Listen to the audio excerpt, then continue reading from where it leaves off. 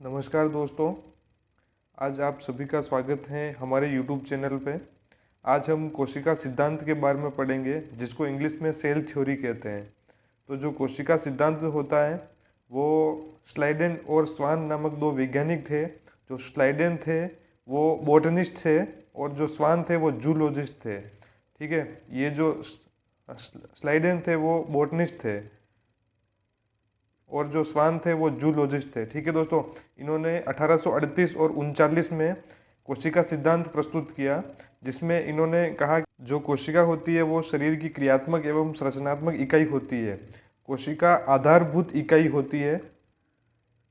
जो कोशिका इन्होंने बताया कोशिका शरीर की क्रियात्मक एवं संरचनात्मक इकाई होती है। कोशिका शरीर की आधारभूत इकाई होती है। जो हमारे शरीर की सूक्ष्मतम और आधारभूत इकाई होती है वो कोशिका होती है। और जो जीवों का शरीर होता है, जो सभी जीवों का जो शरीर होता है वो पूरा शरीर दोस्तों कोशिका और कोशिका के अनेक भागों से मिलकर बना होता है। तो ये कोशिका सिद्धांत है जो स्लाइडेन और स्वान ने दिया था 1838 और 39 में। उसके बाद एक वैज्ञानिक और आए रुडोल्फ विर्चो नाम से। उन्होंने 1855 में एक मॉडर्न सेल थ्योरी दी, जिसको आधुनिक कोशिका विज्ञान कहते हैं। तो जो मॉडर्न ऑफ सेल थ्योरी, जो आधुनिक कोशिका विज्ञान के पिता रुडोल्फ विर्चो को ही कहते हैं, क्योंकि इन्होंने मॉडर्न सेल थ्योरी दी थी 1855 में। इन्होंने एक सेंटेंस दिया था दोस्तों, ओमनीज सेलुला ई सेलुला। इसका मतलब होता है कि दोस्तों जो पूर्ववर्ती कोशिका होती है, पूर्ववर्ती कोशिका का मतलब होता है पुरानी कोशिका। जो पुरानी कोशिका होती है दोस्तों, उस पुरानी कोशिका से नई कोशिका का निर्माण होता है। पुरानी कोशिका से नई कोशिका का निर्माण होता है।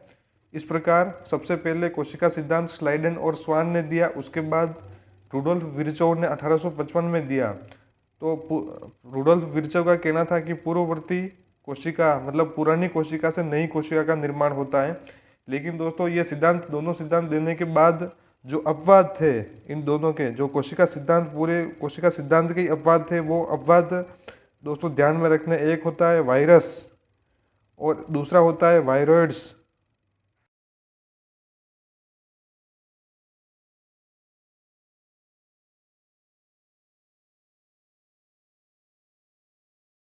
तो कोशिका सिद्धांत जिसको पहला कोशिका सिद्धांत स्लाइडेन और स्वान ने दिया, उसके बाद रुडोल्फ विर्चो ने दिया। लेकिन जो ये दोनों सिद्धांत देने के बाद जो अपवाद रहे दोस्तों, उसमें पहला अपवाद है वायरस और दूसरा है वायरॉइड्स और फिर आरबीसी और प्रियोन्स। ये चार कोशिका के अपवाद हैं, जिसमें से दोस्तों आरबीसी को इम्पोर्टेंट याद रखना है दोस्तों। तो ये चार अपवाद थे दोस्तों कोशिका सिद्धांत के। वीडियो अच्छा लगा हो तो लाइक कीजिए, अपने दोस्तों के साथ शेयर कीजिए और अगर आप नए हैं तो हमारे चैनल को सब्सक्राइब कीजिए।